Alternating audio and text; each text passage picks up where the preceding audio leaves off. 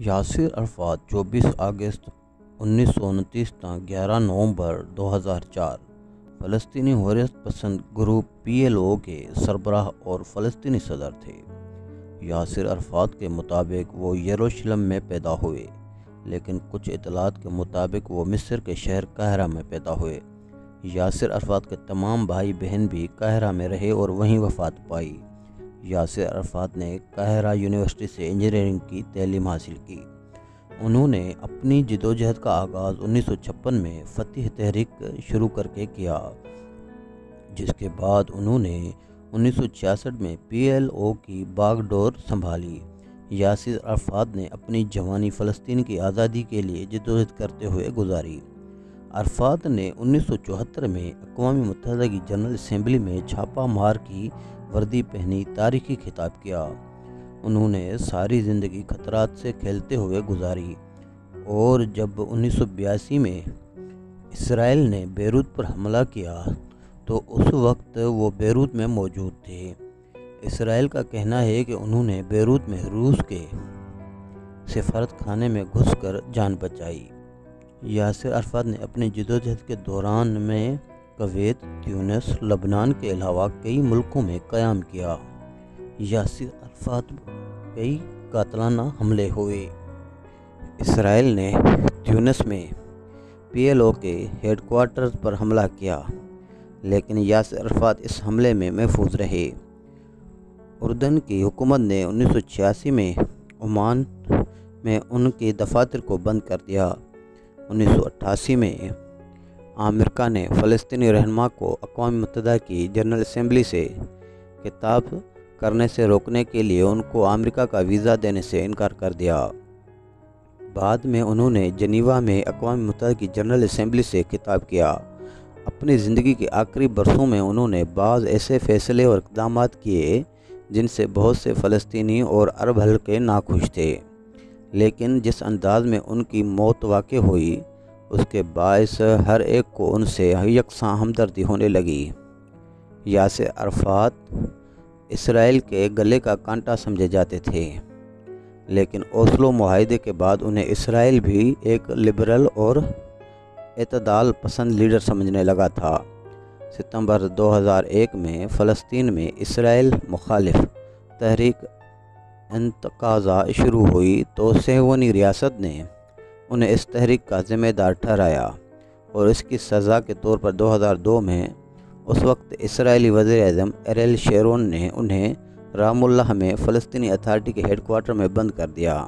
یہاں سے یاسر عرفات کی زندگی کے پر اسرار دن شروع ہوئے، اور آخرکار اسی پر اسرائیلیت کے تہ در تہ پردوں میں ان کی موت بھی واقع ہو گئی۔ 75 سالہ یاسر عرفات پیرانہ سالی کے باوجود فلسطینیوں کے حقوق کا مقدمہ بڑی جرأت سے لڑتے رہے۔ 2004 کے شروع میں بیماریوں نے آ گھیرا۔ پہلے ان کے علاج کے لیے مقامی فلسطینی ڈاکٹروں کی خدمات لی گئیں۔ معمولی بہتری کے بعد ان کی طبی حالت بار بار بگڑنے لگی۔ بیگم سہا عرفات اکلوتی بیٹی زوہا عرفات کو لے کر پیرس چلی گئیں۔ بوڑھا مرد فلسطینی اتھارٹی کے رحم و کرم پر چھوڑ دیا گیا۔ علالت کے ایام میں صدر محمود عباس فلسطینی اتھارٹی کے مذاکرات اور اعلیٰ احمد کری اور فتح کے منحرف لیڈر محمد دہلان ان کے مقربین میں شامل تھے، جن کا بیشتر وقت ابو عمار کے پاس ہی گزرتا تھا۔ جب فلسطینی معالج ناکام ہوئے تو مصری ڈاکٹروں کی خدمات لی گئیں۔ معاملہ زیادہ بگڑا تو تیونس سے ڈاکٹروں کی ایک ٹیم بھی رام اللہ بھیجی گئی۔ فلسطینی، مصری اور تیونس ڈاکٹر جب ناکام ہو گئے اور یاسر عرفات نکہت کے بار بار بے ہوش ہونے لگے تو انہیں 12 اکتوبر 2004 کو فرانس کے صدر مقام پیرس کے ایک ملٹری ہسپتال میں لے جایا گیا۔ عرفات ابھی پیرس کے فوجی ہسپتال میں زیر علاج ہی تھے کہ فلسطین میں اطلاعات رسانی کے ایک مستند ادارے مرکز اطلاعات فلسطین نے رام اللہ اتھارٹی کے ایک ذمہ دار ذرائع کے حوالے سے انکشاف کیا کہ یاسر عرفات ایک ناقابل علاج موذی مرض کا شکار ہیں۔ فرانسیسی ڈاکٹر بھی اس مرض کا علاج کرنے میں ناکام ہو چکے ہیں۔ ملٹری اسپتال نے عرفات کے جتنے بھی میڈیکل ٹیسٹ کیے ان سے معلوم ہوتا ہے کہ مریض کے خون میں مہلک بیکٹیریا داخل ہو چکے ہیں۔ مسٹر عرفات عدالت کے دوران جو خوراک استعمال کر رہے ہیں وہی ان کے لیے جان لیوا ثابت ہو رہی ہے۔ یہ مشکوک خوراک زہر بھی ہو سکتی ہے۔ یہ خبر اس وقت سامنے آئی تھی جب یاسر عرفات حیات تھے، جس کے چند ایام بعد 11 نومبر کو اسی پراسرار بیماری کے ہاتھوں جان کی بازی ہار بیٹھے۔ یاسر عرفات کے بعد ان کی موت کے بارے میں فلسطینی سیاسی حلقوں میں چگوئیاں شروع ہو گئیں۔ ابلاغی حلقوں میں یہ رپورٹس آنے لگیں کہ یاسر عرفات کو زہر دے کر قتل کیا گیا ہے۔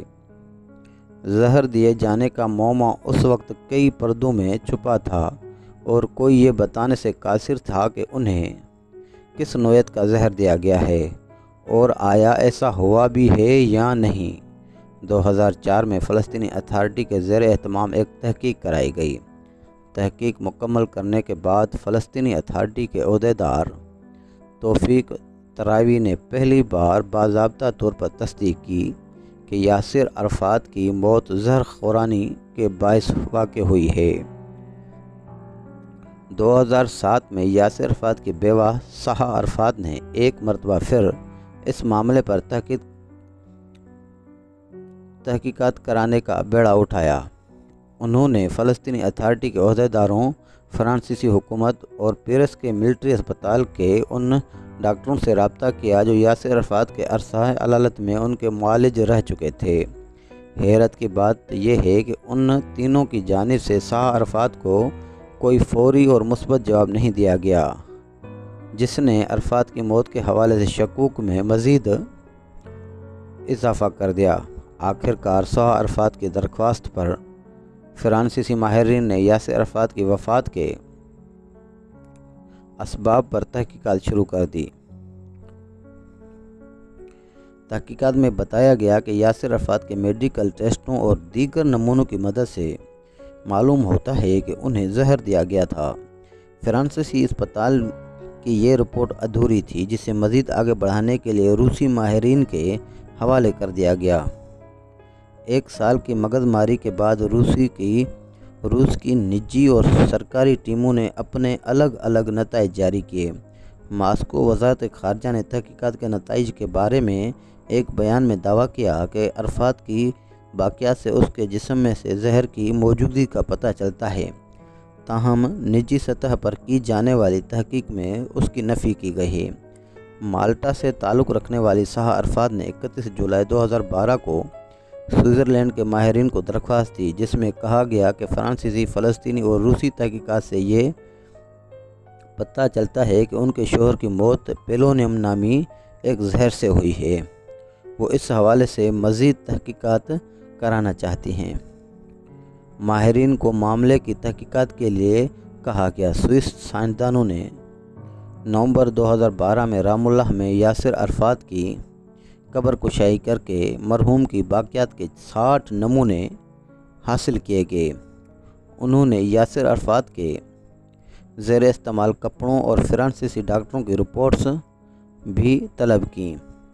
العربیہ ٹی وی کی رپورٹ کے مطابق سوئس حکومت نے نسبتاً زیادہ ذمہ داری اور توجہ کے ساتھ سہا عرفات کی درخواست پر عمل درآمد کا فیصلہ کیا اور تحقیقات کی ذمہ داری سوئٹزرلینڈ کی لاسین یونیورسٹی کے ہسپتال کی ریڈیالوجی لیبارٹری کے ماہرین کو سونپی گئی۔ 50 ماہرین نے نہایت جان فشانی اور باریک بینی کے ساتھ تحقیقات کے بعد 108 صفحات پر مشتمل ایک مفصل رپورٹ جاری کی۔ اس رپورٹ میں بتایا گیا کہ تحقیقات کے دوران اس امر کی تصدیق ہوئی ہے کہ یاسر عرفات کی موت ایک خوفناک تابکاری زہر پولونیم 210 کے استعمال سے ہوئی ہے۔ 210 کے استعمال سے واقع ہوئی ہے۔ اس رپورٹ میں وارڈیوس یونیورسٹی کے ہاسپٹل سینٹر کے 10 ماہرین کے دستخط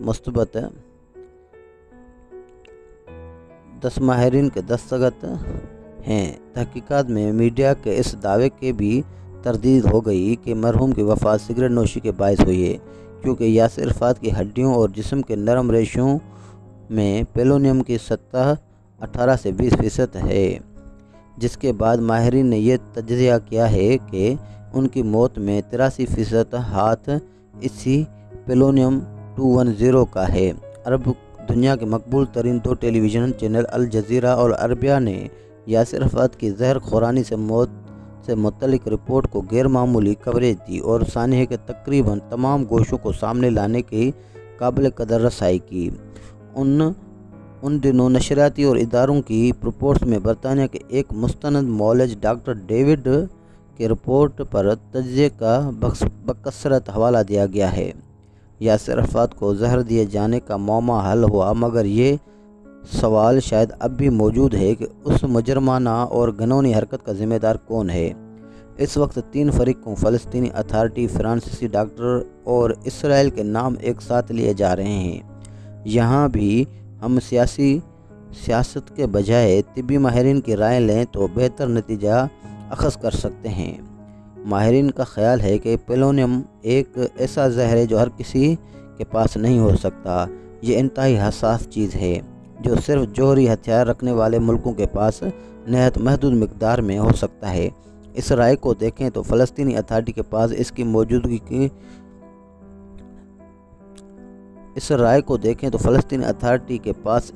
मौजूदगी महाल दिखाई देती है। फ्रांसीसी डॉक्टरों के पास होना भी करीन कियास नहीं, सिर्फ इसराइल की तरफ अंगुलियां ज़्यादा उठती दिखाई देती हैं। यहाँ घर का बेदी लंका ढाए वाली ज़रबल मिसल इसराइल पर ज़्यादा सादिक दिखाई देती है, क्योंकि खुद इसराइल के ज़िम्मेदार इदारे और अहम शख्सियात बार बार ये कह चुके हैं कि यासिर अरफ़ात की मौत जिस तरीके से भी हुई, इसका ज़िम्मेदार इसराइल है। इस ज़मन में इसराइल की एक सरकर्दा समाजी इदारे नाओपेस के चेयरमैन ओरी ऑनोरी ने एक से ज़ायद मरतबा यासिर अरफ़ात की मौत का बराह रास्त ज़िम्मेदार साबिक वज़ीर-ए-आज़म एरियल शेरोन को करार दे रखा है। मिस्टर ओरी का कहना है कि शेरोन ने यासिर अरफ़ात को कत्ल करने की कसम उठा रखी थी। उसने कई साल कबल लबनान के सबर अशातिला कैंपों में दहशतगर्दी के दौरान भी यासिर अरफ़ात को मारने की कोशिश की थी, मगर वो बच निकले थे। 2002 में जब यासिर अरफ़ात रामुल्ला हेडक्वार्टर में महसूर थे, शेरोन और उस वक्त के अमेरिकी सदर जॉर्ज डब्ल्यू बुश के दरमियान टेलीफोनिक राब्ता हुआ। मिस्टर बुश ने शेरोन से कहा कि अरफ़ात की जान को नुकसान नहीं पहुंचना चाहिए। जवाब में शेरोन ने कहा कि गो के ज़िंदगी मौत खुदा के हाथ में है, लेकिन बाज़ औक़ात इंसान मौत बांटने में खुदा की मदद करते हैं। मैं चाहता हूँ कि यासिर अरफ़ात की मौत के लिए खुदा की मदद करूँ। उस पर सदर बुश खामोश रहे। शेरोन ने इस्तफ़ार के अंदाज़े में कहा कि आपकी खामोशी मेरे फ़ैसले से इत्तफ़ाक़ की अलामत है। मैं अरफ़ात को उस तरह ठिकाने लगाऊंगा कि किसी को यकीन भी नहीं आएगा। अगर वक्त की कमी ना हुई तो मैं यासिर अरफ़ात की मौत में इसराइल के मुल्ज़ होने के अनगिनत सबूत दे सकता था। दोस्तों, अगर आज की हमारी वीडियो पसंद आई हो तो शेयर करना मत भूलिएगा और हमारे इस चैनल को प्लीज़ सब्सक्राइब ज़रूर कीजिएगा। शुक्रिया।